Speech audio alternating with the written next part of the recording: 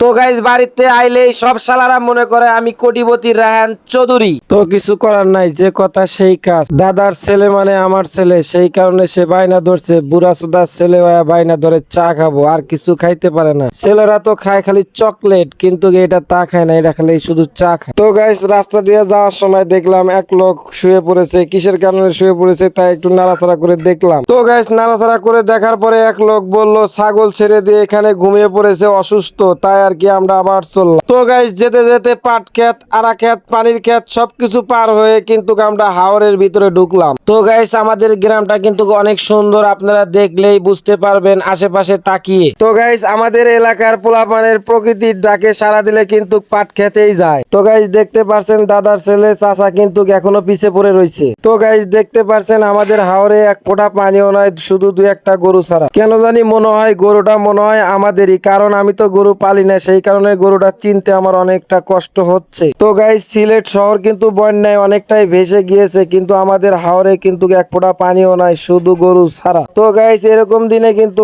আমরা জাল দিয়ে মাছ মারি অনেকটাই। তো গাইস বুঝতে পারলাম না এখন কিন্তু এই মুহূর্তে পানি থাকে, কিন্তু এখনো পানি আমাদের হাওরে নাই। তো গাইস কি বলবো গ্রামের কথা, গ্রামের আবহাওয়া কিন্তু অনেকটাই খারাপ এখন। তো গাইস কি বলবো গ্রামে কিন্তু বাতাস বুতাস কিচ্ছু নাই, শুধু রোদ ছাড়া। তো গাইস রোদ্রের ভিতর দিয়ে যেতে কিন্তু অনেকটাই কষ্ট হইতেছে, আইলিয়া ঘাটা। তো গাইস চিকন রাস্তাকে আমরা আইল বলি, আপনাদের গ্রামের ভাষায় কি বলেন এটা আমি জানি না, অবশ্যই কমেন্টে জানাবেন। তো গাইস অল্প একটু গেলেই কিন্তু আমরা চার দন পেয়ে যাব, অবশ্যই আপনাদের দাবাত রইল চা খাওয়া। তো গাইস অবশ্যই এসে পড়বেন বগুড়া জেলা ধুনুর থানা মৈত্রাপুর ইউনিয়ন কুড়িগাতি গ্রাম। তো গাইস আসলে কি বলবো, গ্রামে আসলে ঢাকা আর যেতে মন চায় না। তো গাইস আর একটু গেলেই সামনে আমাদের কবরস্থান, বিশাল বড় কবরস্থান, এটাও কিন্তু আপনারা দেখতে পারবেন। তো গাইস এই যে দেখেন কবরস্থান, কবরস্থানে কিন্তু আমার দাদা চাচা অনেকেই কিন্তু ঘুমে আছে। কবরস্থান দেখলে অবশ্যই দোয়া পড়ে নেবে। তো গাইস যত বড় খারাপ লোকই হোক, কবরস্থানের পাশ দিয়ে যেতে কিন্তু অনেকটাই মনের ভিতরে লাগে যে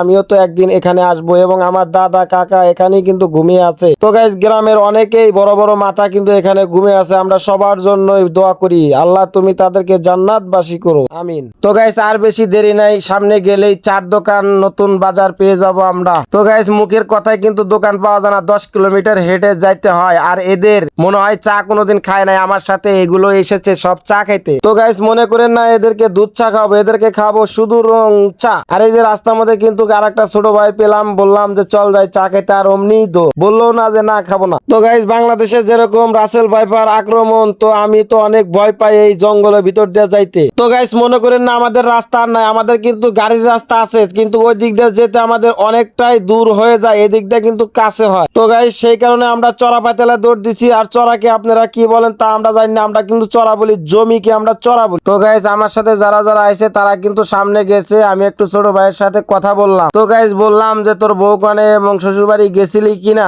আইসোস কবে? আর আপনারা কিন্তু জানেন না যে ও কিন্তু নোয়াখালী থাকে, বড় বড় খুঁটি আছে না, সেই খুঁটি কিন্তু সামনেও বানায় আমাদের এখানে, এটাও কিন্তু আপনাদের দেখাবো আজকে। তো গাইস বলতে বলতে কিন্তু এসে পড়েছি, এই যে সামনে আপনারা দেখতে পাচ্ছেন নোয়াখালী বড় বড় খুঁটি বানায়, এগুলো খুঁটি কিন্তু আমাদের বগুড়াতেও বানায়। তো গাইস একটা কথাই মানতে হবে যে নোয়াখালী বাসীর থেকে এগুলো কাজ শিখে কিন্তু আমাদের এলাকার মানুষ কিন্তু অনেকটাই স্বাবলম্বী হয়েছে। তো গাইস তারপরে কিন্তু আমার এক চাচা কিন্তু এখানে ফ্যাটকারি দিছে, তা কিন্তু আপনারা দেখতে পাচ্ছেন এখানে কেমনে ঘুরানো হচ্ছে, তারপরে কিন্তু খুঁটিগুলো হচ্ছে। আর ওই যে পিছনে দেখতে পাচ্ছেন হাতে একটা হ্যান্ডেল রয়েছে, ওটা কিন্তু ছেড়ে দেবে আর কিন্তু খুঁটিগুলো হয়ে যাবে। তো গাইস কিভাবে খুঁটিগুলো বানায় এটা কিন্তু আপনারা আজকে দেখলেন, যারা যারা না দেখছেন অবশ্যই দেখে নিবেন। তো গাইস অবশেষে চার দোকানে এলাম, চার অর্ডার দিলাম, চা খেলাম, অনেকটাই এখন ভালো লাগতেছে। তো গাইস চা না খাইলে মাথার ভিতরে ব্যথা করে, কি বলবো, আর অনেকটাই ব্যথা করছিল, তারপরে এসে চা খেলাম, এখন আমি অনেকটাই ভালো। তো গাইস সবাইকে ধন্যবাদ, সবাই ভালো থাকবেন, সুস্থ থাকবেন, শুভকামনা রইল আপনাদের প্রতি, সবাইকে ধন্যবাদ।